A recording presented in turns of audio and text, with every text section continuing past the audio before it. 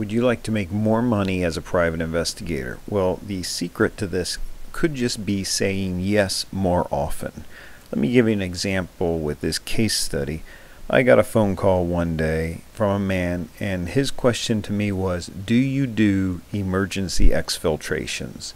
I didn't know what this was. Now my answer immediately to him was, yes, we do, even though I didn't do anything like that. My next question to him was, tell me a little bit more about your case. Come to find out, this is a man who, in the early days of the internet, had met a woman online, started chatting with her. She had sent him some photos, and he had fallen in love with her. Well, the story this woman was giving, that she was in a domestic violence relationship. She couldn't get out of the house.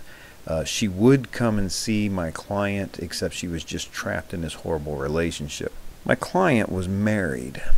He approached his wife and said, honey, we need to save this poor girl, get her out of this domestic violence situation, and she can come stay with us. Now, my client's wife, he wasn't my client yet, but he would grow to be my client, his wife was very smart. If she had said, no, you have to choose between me and her, he would have undoubtedly chosen the woman he had met online. My client's wife was very savvy, though. She said, you know what, let's make sure her story is true. Hire a private investigator, check out the story. If it's true, then we'll go forward from there. So what the man really needed was someone who could do some surveillance and verify this woman's story was true. He was confident it would be true, and then he would need somebody to go in and rescue her, the emergency exfiltration. So what started out as a case that probably other detective agencies said no to right off the bat, I was able to say yes to. Let's take a look at this surveillance. I went out and did just a few hours of surveillance. I don't even know that I was out there 3 hours, maybe 3 hours. Made myself several $100s, probably $400.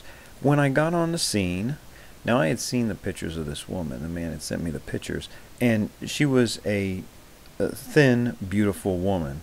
Out of the house comes a very different looking woman, and literally 350 to 400 pounds.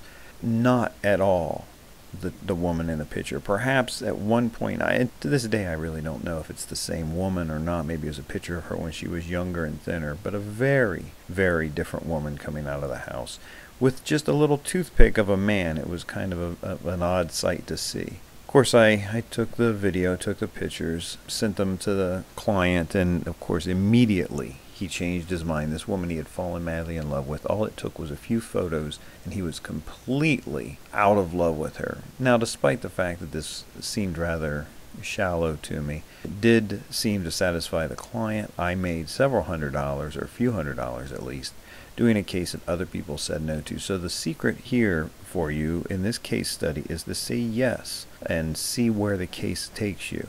You can always say no or modify your yes a little bit later on. I hope that's helpful. If you'd like to learn more things like this and how to conduct cases like this, how to track down people and find them, look to the Investigator's Ultimate Guide to Missing Persons and Fugitives at beapi.com.